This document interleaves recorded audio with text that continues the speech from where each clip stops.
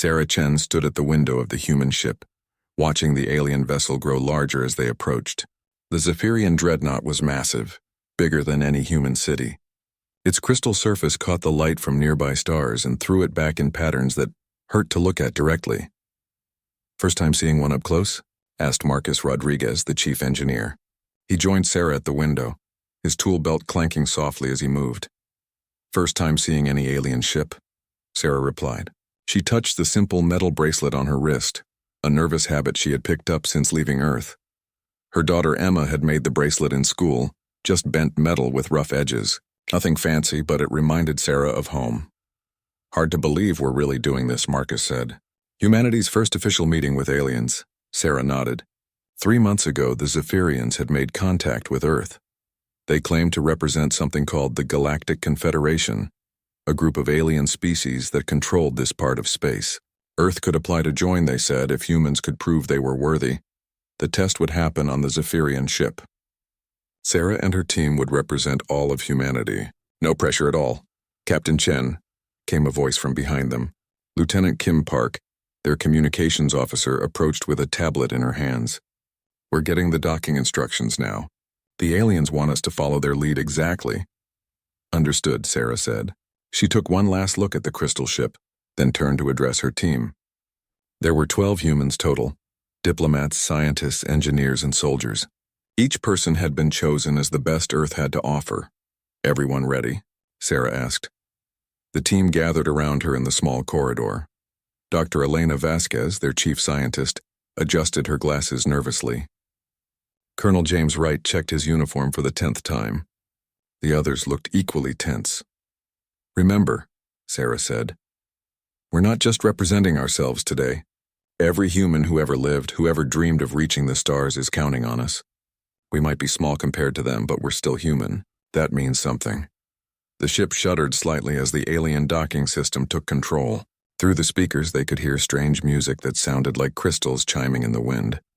"Docking complete," announced the ship's computer. "Atmosphere reads as safe for human life." The airlock opened with a hiss. Beyond it was a tunnel made of the same crystal material as the ship's hull. Lights moved through the crystal like captured lightning, creating patterns that seemed almost alive. Sarah stepped forward first. The tunnel was big enough for humans to walk upright, but she could tell it was designed for much taller beings. The walls hummed with energy, and the floor felt warm beneath their feet. They walked for several minutes through the crystal corridors. Sometimes they passed windows that showed the inside of the ship. Sarah glimpsed huge chambers filled with floating crystal formations and beings that looked like living statues made of light and glass. Finally, they reached a large circular room. The ceiling was high above them, and the walls curved around in a perfect circle. In the center of the room stood 3 Zephyrians. Sarah had seen pictures and videos, but meeting them in person was different. They were tall, at least 9 feet, and their bodies seemed to be made of living crystal. Light moved through them constantly, creating shifting patterns of color. They had 4 arms and faces that were beautiful and alien at the same time. The center Zephyrian stepped forward. When he spoke, his voice came from a small device that hung in the air nearby, translating his crystal chimes into human words. "I am Captain Vextar of the Confederation vessel Eternal Resonance," the translator said in a neutral tone. "You are the human delegation." "I am Commander Sarah Chen of the Earth vessel Meridian," Sarah replied. She had practiced this moment hundreds of times, but her mouth still felt dry. "We're honored to meet you." Captain Vextar's crystal body flickered with new colors. The translator device hummed for a moment before speaking again. "Honor is not relevant. We are here to evaluate your species for possible membership in the Confederation." "We understand," Sarah said. "Earth is grateful for this opportunity." "Gratitude is also not relevant," Vextar replied. His crystal face turned to study each human in turn. The light patterns inside his body shifted, and Sarah wondered if that meant something in his language.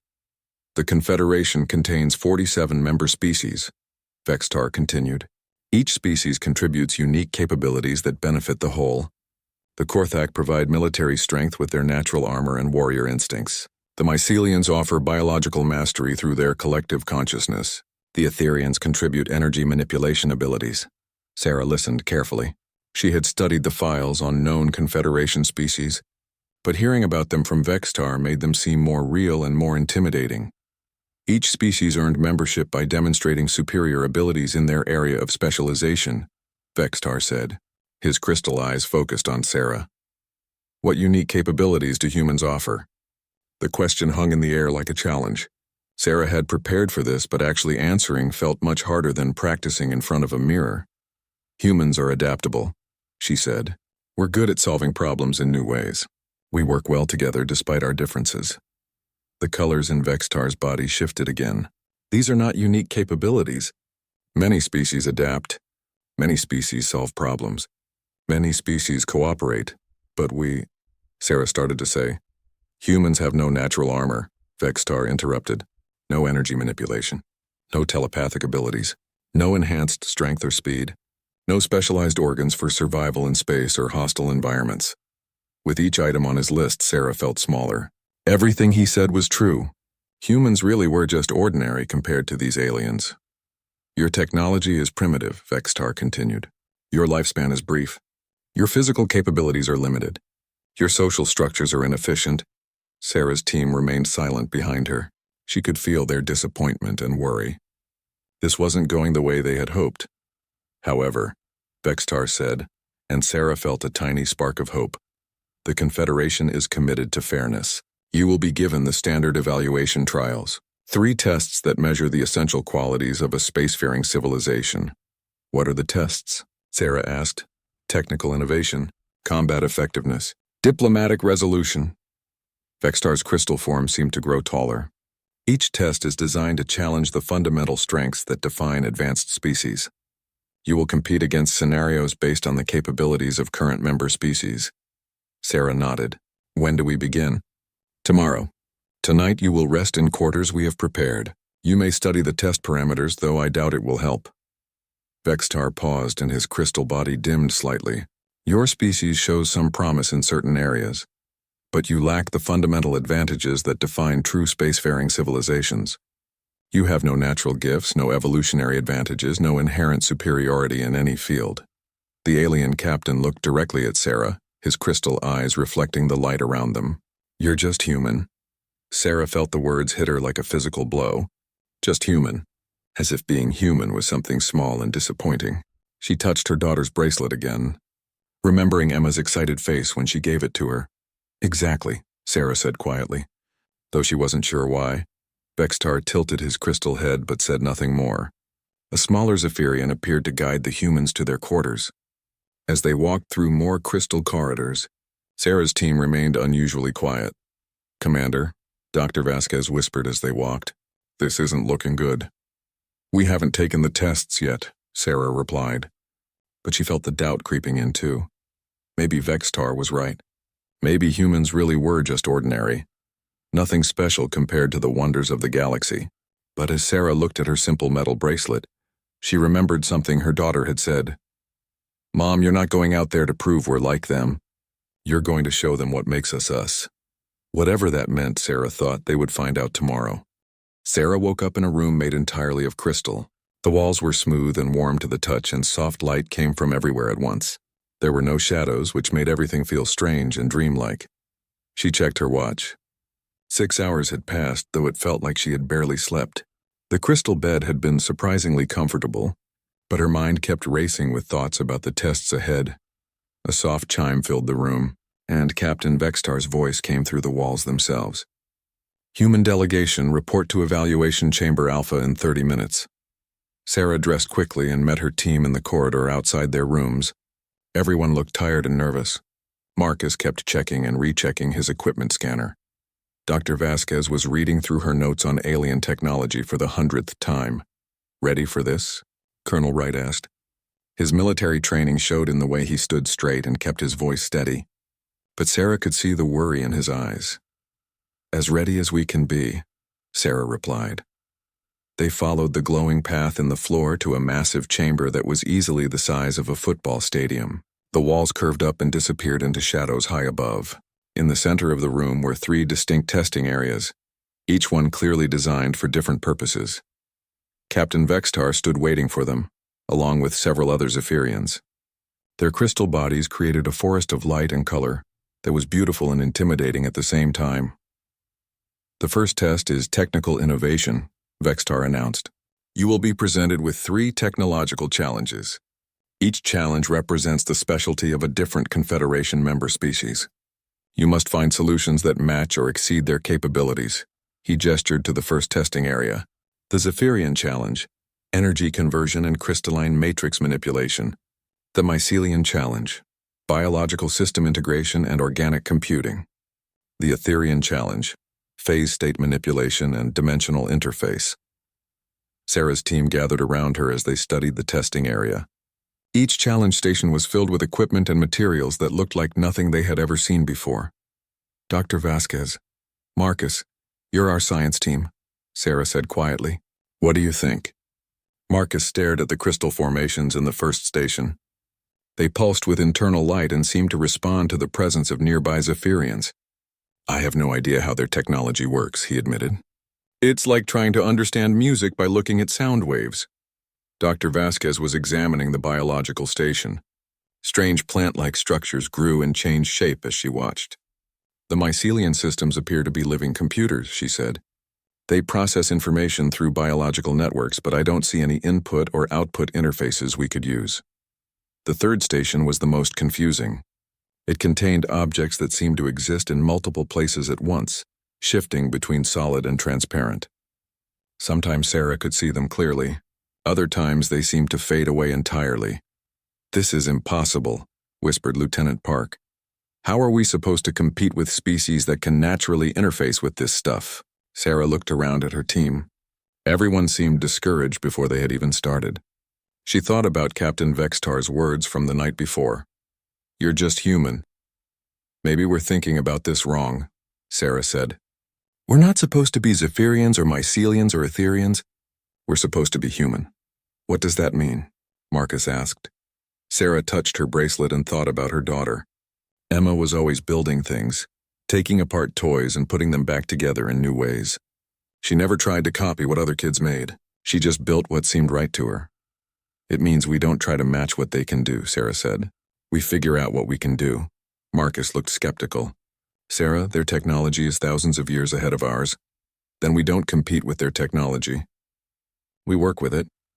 Sarah walked toward the testing stations. Emma, my daughter, she's always building these crazy projects. She takes parts from different toys and combines them in ways that shouldn't work, but somehow they do. The team followed her to the first station. The Zephyrian crystals hummed with energy, creating patterns of light that seemed almost alive. Marcus, can you detect what kind of energy this is? Sarah asked. Marcus pointed his scanner at the crystals. It's not like anything we use, but there are definitely energy readings. Multiple frequencies all harmonized somehow. What about heat? Electromagnetic radiation? Sound vibrations? Marcus checked his scanner again. Yeah, actually.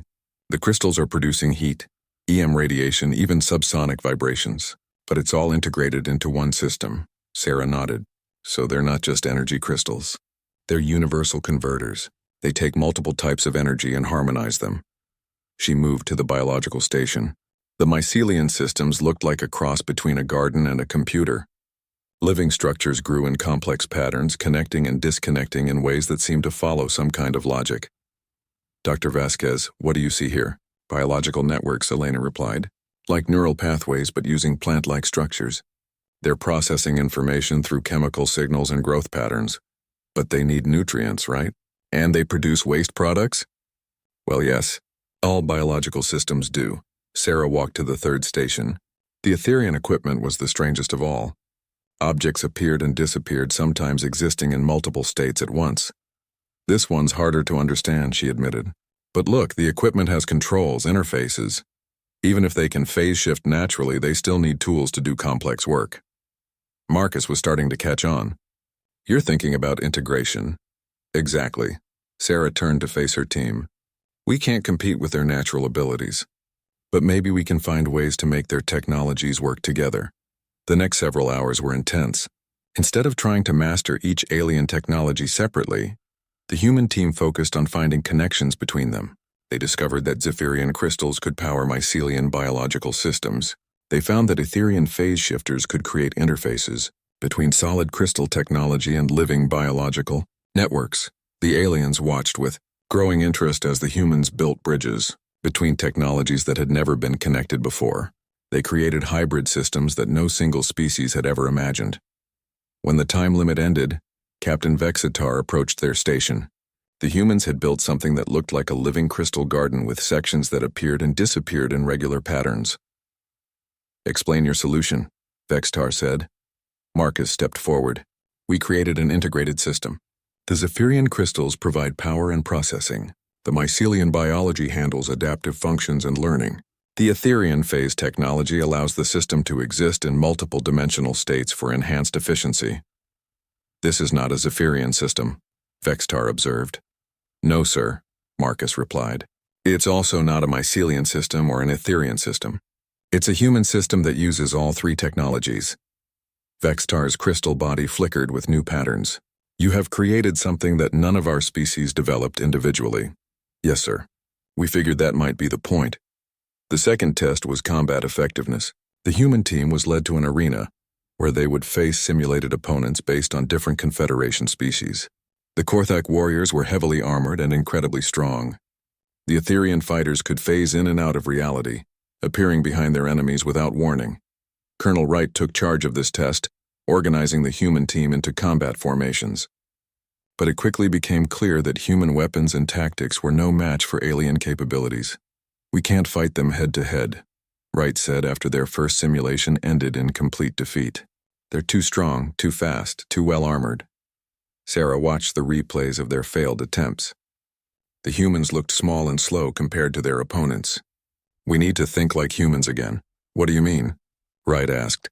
"Humans have been fighting larger, stronger opponents for our entire history. How did we survive?" Wright considered this.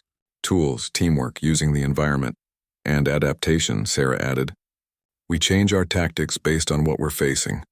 For the next series of simulations, the humans stopped trying to match alien combat styles. Instead, they used human strategies. They set traps. They used the arena environment against their opponents. They adapted their tactics constantly, never fighting the same way twice.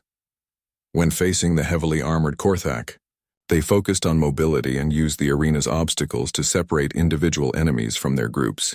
Against the phase-shifting Etherians, they created overlapping fields of fire that covered multiple dimensional states. Most importantly, they worked as a team in ways that seemed to confuse their opponents. Human tactics looked chaotic and unpredictable compared to the rigid combat styles of the alien species. The third test was diplomatic resolution. Sarah found herself in a complex negotiation scenario involving 4 different alien species with conflicting interests. Each species had different communication styles, different values, and different goals. The telepathic negotiators could read minds and emotions directly. The empathically linked diplomats shared feelings and intentions instantly. Sarah had only her human ability to listen and understand. But as the negotiation progressed, Sarah realized something important. The other species were so focused on their nature. Sarah spent another restless night in her crystal room. The soft light never changed, making it impossible to tell what time it was. She kept thinking about the tests, wondering if they had done enough. The human solutions had felt right to her, but she wasn't sure if the aliens would see them the same way. When the wake-up chime sounded, she found her team already gathering in the corridor.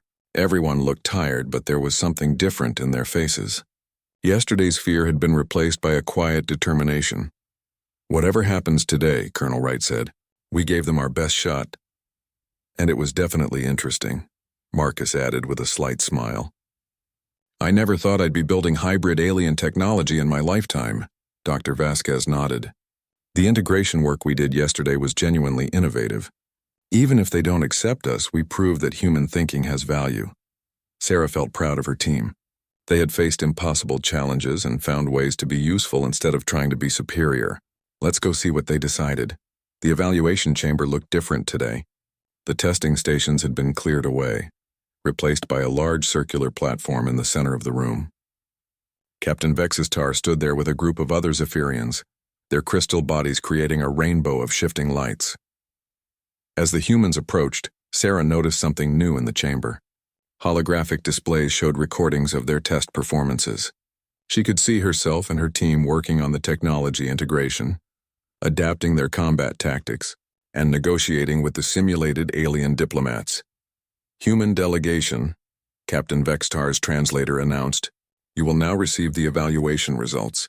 Sarah's team lined up behind her. She could feel everyone's tension, but she kept her voice steady. We're ready to hear your decision.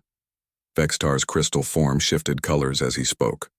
The technical innovation test measures a species' ability to develop and implement advanced technological solutions. The standard for membership is to match or exceed the capabilities of current Confederation members. Sarah held her breath. Your team did not match Zephyrian crystal mastery. You could not achieve mycelian biological integration. You failed to demonstrate Etherian phase manipulation. Each failure hit like a hammer blow. Sarah felt her team's disappointment like a physical weight. However, Vextar continued, and Sarah caught a hint of something different in his translated voice. Your approach was unprecedented. You created integrated solutions that combined technologies from multiple species. This had not been attempted before. The holographic display showed their hybrid system in action. The crystal garden they had built pulsed with life and energy, existing partially in multiple dimensions at once.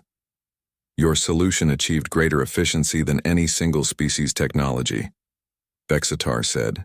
This was unexpected. Sarah felt a tiny spark of hope, but she could tell there was more coming. The combat effectiveness test measures a species' ability to defend themselves and their allies. The standard is to match the military capabilities of Confederation warrior species. Another holographic display showed their combat simulations. Sarah watched her team looking small and outmatched against the alien opponents. Your team demonstrated inferior strength, speed, and natural weapons compared to Korthak warriors. You lacked the phase abilities of Etherian fighters. Your technology was primitive compared to advanced military species. More hammer blows. Sarah's spark of hope dimmed. However, Vextar said again, your tactical adaptations were highly effective. You achieved victory through methods that no Confederation species employs. Your ability to change strategies rapidly and use environmental factors created combat advantages that surprised our evaluation systems. The displays showed human tactics in action. Improvised traps, environmental manipulation, constant adaptation. It looked chaotic compared to the rigid formations of alien military units, but it worked. Your combat effectiveness exceeded projections despite inferior individual capabilities, Vextar noted. This was also unexpected. Sarah began to see a pattern, but she wasn't sure if it was good or bad news. The diplomatic resolution test measures a species' ability to facilitate cooperation between different groups. The standard is to match the communication and negotiation abilities of Confederation diplomatic species. The final holographic display showed Sarah in the negotiation simulation.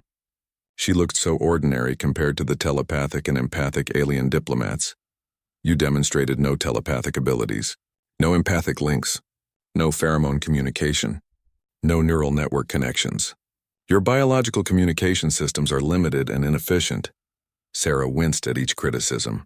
It was like Vextar was reading a list of everything wrong with being human. However, he said for the third time, your negotiation results were superior to any recorded Confederation diplomatic achievement. You identified underlying issues that telepathic species missed.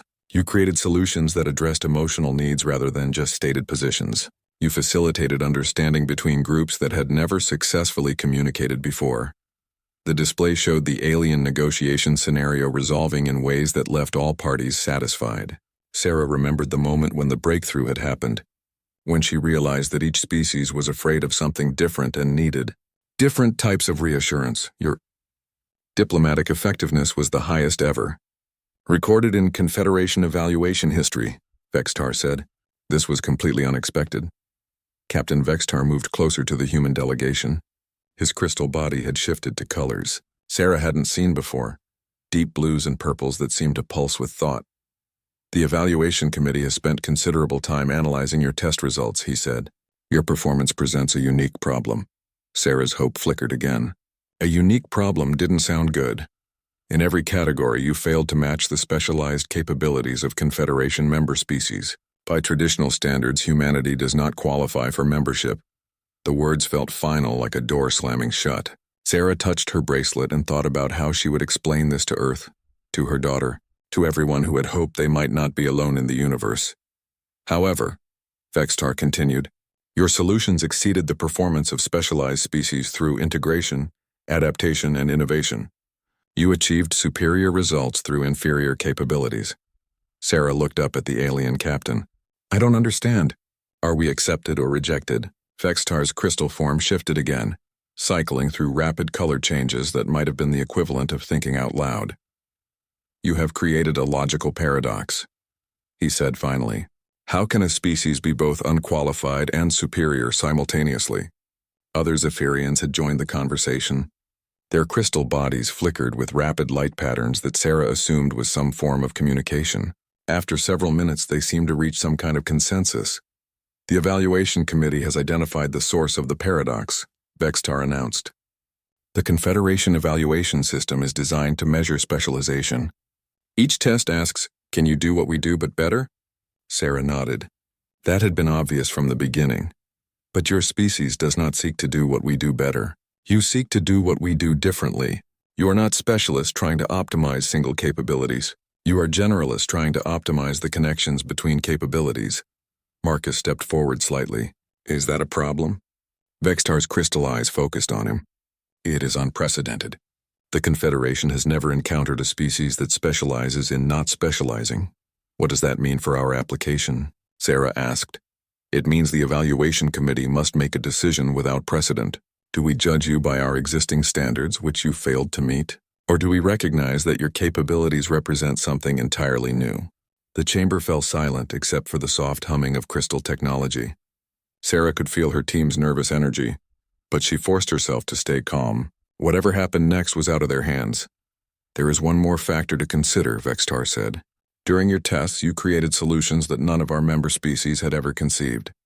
You built bridges between technologies that we assumed were incompatible. You developed tactics that our military analysts are still studying. You resolved diplomatic scenarios that had been considered unsolvable. Sarah felt a strange mix of pride and confusion. Are you saying we passed the tests? I am saying you redefined what the tests measured, Vextar replied. You did not answer our questions. You changed our questions. The other Zephyrians moved closer, their crystal bodies creating a circle around the humans. Sarah felt small and surrounded but not threatened. It was more like being the center of attention in a way that felt overwhelming. The preliminary evaluation is complete, Vextar announced. The final decision will be made by the full Confederation Council. Representatives from all 47 member species will review your performance and vote on humanity's application. When will that happen? Sarah asked. The council is convening now. They have been watching your evaluation through quantum communication links. The decision will be announced within the hour. Sarah's heart skipped. An hour to learn the fate of humanity's future in the stars. What should we expect? She asked. Vextar's crystal form dimmed slightly. Expialability. The hour of waiting felt like the longest of Sarah's life. She and her team sat in the crystal alcove, watching the lights in the walls pulse with activity. Every few minutes, new patterns would flow through the Zephyrian ship, and Sarah wondered if they represented communications from the Confederation Council. Do you think they're arguing about us right now? Lieutenant Park asked quietly. Probably, Colonel Wright replied. 47 different species trying to agree on anything must be complicated. Marcus was studying his scanner readings from the ship's walls. The communication traffic is incredible. I'm seeing data streams that would take our entire internet to match. They're really putting some serious thought into this. Dr. Vasquez had her notebook out, still taking notes about alien technology even while they waited for judgment. Whatever happens, we've learned more about advanced civilizations in 3 days than humanity has ever known. Sarah appreciated her team's attempts to stay positive, but she could feel the tension in the air. Everyone was trying not to think about what failure would mean.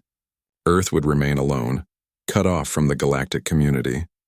Humanity would have to develop on its own, maybe for centuries before getting another chance like this. A soft chime echoed through the alcove, and Captain Vexitar's voice filled the space. Human delegation report to the council chamber for the final decision. Sarah's stomach clenched. This was it. They followed the glowing path through the ship's corridors to a chamber even larger than the evaluation room. The walls were transparent crystal, and beyond them Sarah could see the stars. But what took her breath away was what floated in the center of the chamber. 47 different aliens stood or floated or simply existed in a circle around a central platform. Sarah had studied pictures of Confederation species, but seeing them all together was overwhelming. Some were made of crystal like the Zephyrians. Others looked like living plants or metal sculptures. Some seemed to be made of energy or light. A few were so alien that Sarah's mind struggled to process their shapes. Captain Vextar gestured for the humans to stand in the center of the circle. Sarah felt incredibly small, surrounded by beings that represented the wisdom and power of an entire galaxy. "Human delegation," a voice said, though Sarah couldn't tell which alien was speaking. The translation seemed to come from the chamber itself. "You have been evaluated according to Confederation standards. The Council will now announce its decision." A new voice spoke, deeper and somehow more ancient. "I am Council Prime Zethara of the Vorlian Collective. I will present the evaluation summary." Sarah looked around the circle but couldn't identify which being was speaking. The Vorlians were described in Earth's files as an extremely advanced species that had conquered multiple star systems through pure intellectual superiority. The human species was tested in 3 categories, the voice continued: technical innovation, combat effectiveness, and diplomatic resolution. In each category, they failed to meet the minimum standards for Confederation membership. Sarah felt her heart sink. She had known this was possible, but hearing it officially was devastating. In technical innovation, humans demonstrated no mastery of energy manipulation, biological integration, or dimensional phase control. Their technology is primitive by Confederation standards. The voice paused, and Sarah could feel the weight of judgment from 47 different species. In combat effectiveness, humans showed inferior physical capabilities, no natural weapons, and limited technological advantages. They would be unable to contribute to Confederation defense. Another pause. Sarah's team stood perfectly still behind her, but she could sense their disappointment. In diplomatic resolution, humans demonstrated no telepathic abilities, no empathic links, and primitive communication methods. They lacked the advanced social capabilities required for galactic cooperation. Sarah closed her eyes. It was over. Humanity would remain alone. However, the voice continued and Sarah's eyes snapped open. The human evaluation results present an unprecedented situation. Murmurs began around the circle. Some aliens made sounds that didn't translate. Others communicated through color changes or energy fluctuations. The council was clearly divided about something. While humans failed to meet minimum standards in each category, Zethara continued, their overall performance exceeded the capabilities of specialized member species. This creates a logical contradiction that the council has never encountered. Sarah felt a tiny spark of hope, but she was afraid to let it grow. A new voice spoke, harsh and metallic. "I am War Captain Krex of the Korthak Empire. Humans are weak. They have no armor, no natural weapons, no warrior instincts. They would be a liability in any military operation." Another voice responded, musical and flowing. "Speaker Melody of the Etherian Collective agrees with different reasoning. Humans cannot phase shift, cannot manipulate energy, cannot exist in multiple dimensions. They are bound to single reality existence, primitive." More voices joined the debate. Sarah listened as species after species listed humanity's failures and limitations. Each criticism was accurate, but it still hurt to hear their weaknesses cataloged so thoroughly. "The mycelium network finds human individualism disturbing," said a voice that seemed to come from multiple sources at once. "They cannot share consciousness. They cannot achieve true unity. They think as separate beings rather than collective minds." Sarah wanted to argue, to defend humanity, but she knew this wasn't the time. The council was debating among themselves, and interrupting would probably make things worse. The debate continued for what felt like hours. Species after species explained why humans didn't meet their standards. Sarah began to understand that this wasn't personal. Each alien species genuinely couldn't comprehend how humans could be useful without the abilities they considered essential. Finally, Council Prime Zethara spoke again. "The Council has reviewed all arguments. The majority position is clear. Humans fail to meet established membership requirements." Sarah felt the last of her hope disappear. They had tried their best, but it wasn't enough. "However," Zethara continued, 3 council members have requested the opportunity to present alternative analysis." The first alternative voice was familiar. Captain Vexistar stepped forward in the circle, his crystal body pulsing with rapid color changes. The Zephyrian observation, he said, is that humans achieved superior technological results through integration rather than specialization. They created hybrid systems that exceeded single-species capabilities. This suggests a different type of advancement, not inferior advancement. Sarah felt a small flutter of gratitude toward the alien captain who had initially seemed so dismissive of humanity. The second voice was new but seemed ancient and wise. The Eternal Archives speak. We are the record keepers of the Confederation. In 3,000 years of galactic history, no species has ever demonstrated the human capability to synthesize disparate technologies into unified systems. This ability has theoretical value that cannot be measured by current standards. The third voice was surprising. It was War Captain Krex, the Korthak who had just criticized human military weakness. The Korthak Empire revises its analysis, he said, and Sarah could hear reluctance in the translation. Human combat tactics are effective.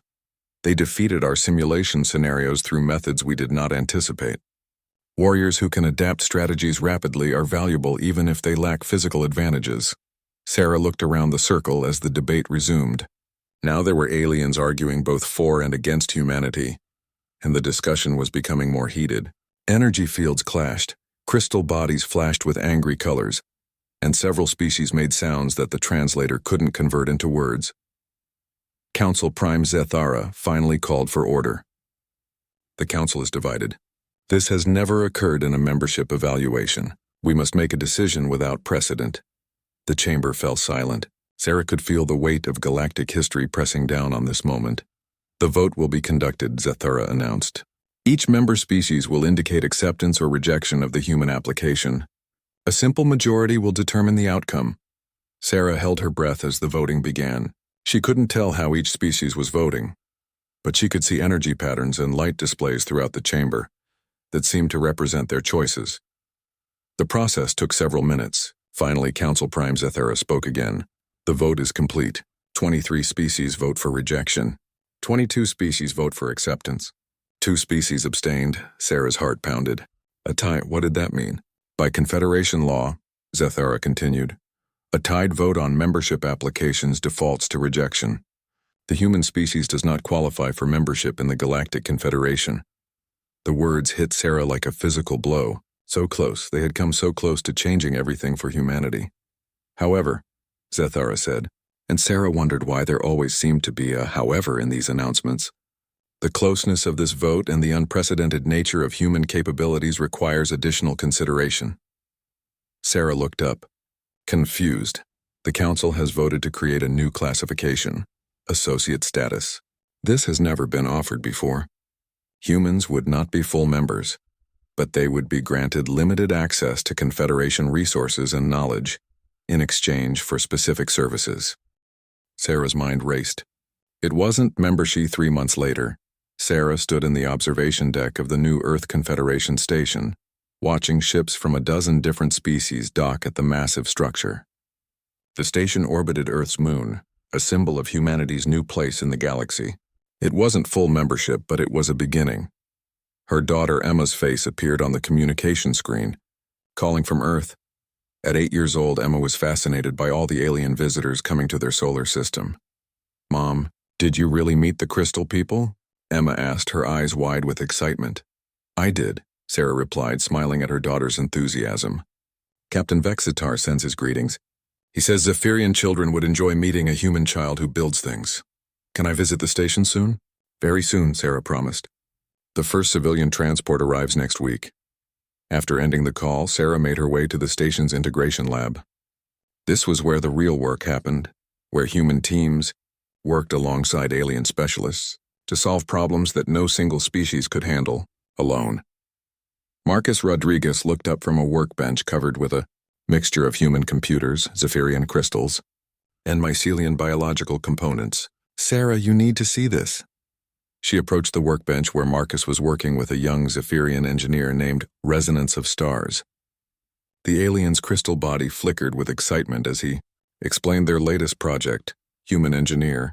Marcus suggested combining our energy storage systems with their quantum processors, Resonance said through his translator. The result is 30% more efficient than either system alone. Sarah examined their work. It was exactly what they had demonstrated during the evaluation, taking the best parts of different technologies and making them work together in new ways. The Confederation Council is very interested, Marcus added. 3 species have requested modifications of this design for their own ships. Dr. Elena Vasquez joined them, carrying a tablet full of data. The biological integration projects are going even better. We've helped the mycelians and the crystal builders create living ships that can repair themselves. The applications for space exploration are incredible. Sarah felt a deep satisfaction. This was what being human meant in the galaxy. Not being the strongest or the smartest, but being the ones who could help everyone work together. Commander Chen, came a familiar voice behind her. She turned to see Captain Vextar entering the lab. His crystal form had taken on warmer colors since working with humans, and his translator had developed a more conversational tone. Captain, Sarah replied, what brings you to our chaos today? Vextar's body flickered with what Sarah had learned was Zephyrian amusement. I bring news from the Confederation Council, and perhaps a challenge. Sarah raised an eyebrow. What kind of challenge? The Vorlian Collective has encountered a problem. They are attempting to establish first contact with a new species in the Outer Rim, but initial communications have failed. 3 different Confederation species have tried to make contact using their specialized abilities, but none have succeeded. And they want humans to try? Sarah asked. The Council believes that human adaptability might succeed where specialization has failed, Vextar confirmed. The mission would be led by you with a mixed human-alien crew. Sarah felt excitement building. This would be humanity's first major assignment for the Confederation, a chance to prove their value on a galactic stage. What do we know about this new species? She asked. Vextar's crystal body shifted to display holographic images. The new aliens looked like nothing Sarah had ever seen, flowing, liquid beings that seemed to exist in multiple forms simultaneously. They are called the Confluence, Vextar explained. They appear to be highly intelligent, but communicate through methods that none of our translator technologies can interpret. They also seem to exist in a state of constant change, making it difficult to establish consistent contact. Dr. Vasquez studied the images with interest. They look like they exist in multiple phases simultaneously. Maybe they communicate through those phase changes? That was the Etherian hypothesis, Vextar replied. The Etherian contact team attempted to communicate through phase state manipulation, but the Confluence did not respond. Marcus was already thinking about technical solutions. What about the mycelians? Did they try biological communication? Yes, and the Zephyrians attempted energy pattern communication. The telepathic species tried direct mind contact. Nothing has worked. Sarah looked at the flowing, changing aliens in the hologram and felt something familiar. They reminded her of something, but she couldn't quite place what. When do we leave? She asked. Vextar's colors shifted with surprise. You accept the mission without knowing the details? Captain, the whole point of being human is that we figure things out as we go, Sarah replied. Besides, this sounds like exactly the kind of problem humans are good at solving. 2 weeks later, Sarah found herself aboard a Confederation vessel heading toward the Outer Rim. Her team included Marcus, Dr. Vasquez, Colonel Wright, and 3 alien specialists, Resonance of Stars, a mycelian collective node called Growing Wisdom, and an Etherian phase shifter named Flowing Between. The mixed crew had been working together for months on the station, and Sarah was amazed at how well humans and aliens could collaborate when they focused on solving problems instead of competing. Approaching the Confluence system, announced the ship's AI. Contact protocols are ready for implementation. Sarah looked out at the star system ahead. 3 planets orbited a yellow star, and long-range sensors showed massive structures that might have been cities or ships or something entirely different. Remember, she told her team, we're not here to prove we're better than the Confluence. We're here to find a way to talk to them. The ship entered orbit around the 2nd planet, where confluence structures were most concentrated. The previous contact teams had been unable to get closer than this without triggering defensive responses from the aliens. Launching communication probes, Marcus announced. The probes were a human design that combined technologies from all 3 specialist species. Instead of trying to communicate in one specific way, they could adapt their signals based on responses. For several hours, nothing happened. The probes sent out messages in every form of communication the Confederation knew, but the confluence structures remained silent. Maybe they don't want to talk, Colonel Wright suggested. Or maybe they're talking and we're not listening, Sarah replied. She had been studying the sensor readings looking for patterns. Dr. Vasquez, what do you see in the confluence movements? Elena had been tracking the flowing aliens through the ship's sensors. They're definitely moving in patterns, but not like any life form I've studied. They seem to change not just location, but fundamental structure constantly. Sarah watched the sensor displays, and suddenly she realized what the confluence reminded her of. They're like water, she said. What do you mean? Resonance asked. Water changes form constantly. It can be liquid, gas, ice, all kinds of things, but it's always still water. Sarah turned to her team. What if the confluence don't communicate through single messages? What if they communicate through the process of change itself? Marcus caught on immediately. You mean their communication is in the transitions, not in static states? Exactly. Every other species that tried to contact them sent fixed messages, unchanging signals. But what if the confluence only understand communication that flows and changes? The team worked together to redesign their communication approach. Instead of sending static messages, they created flowing signals that changed continuously. They used Zephyrian crystals to generate energy patterns, mycelian biology to create organic variations, and Etherian phase shifting to add dimensional changes. Most importantly, they made the communication collaborative. Instead of one species trying to talk to the confluence, all 6 team members contributed to creating a message that was constantly evolving, never the same from moment to moment. When they transmitted the new signal, the response was immediate. The confluence structures began generating their own flowing patterns of energy and matter. The patterns were beautiful, complex, and clearly intelligent. We're getting response signals, Dr. Vasquez announced excitedly. They're communicating! Over the following days, the team developed a translation protocol that could interpret the confluence's flowing language. The process required constant collaboration between human adaptability and alien specialization. The confluence turned out to be peaceful explorers, much like humanity. They had been trying to understand the static, unchanging communication, attempts from other Confederation species but couldn't make sense of signals that didn't flow and evolve. When Sarah finally met with confluence representatives, beings that looked like living rivers of light and liquid, their first message was surprisingly familiar. You are different from the others. The confluence flowed in translated patterns. The others send messages that never change. You send messages that grow and learn. Are you like us? Sarah touched her daughter's bracelet and smiled. We're not like you, she replied through the flowing communication system. We're like us, but maybe that's enough for us to understand each other. The mission was a complete success. The confluence joined the Confederation, but it wasn't complete rejects.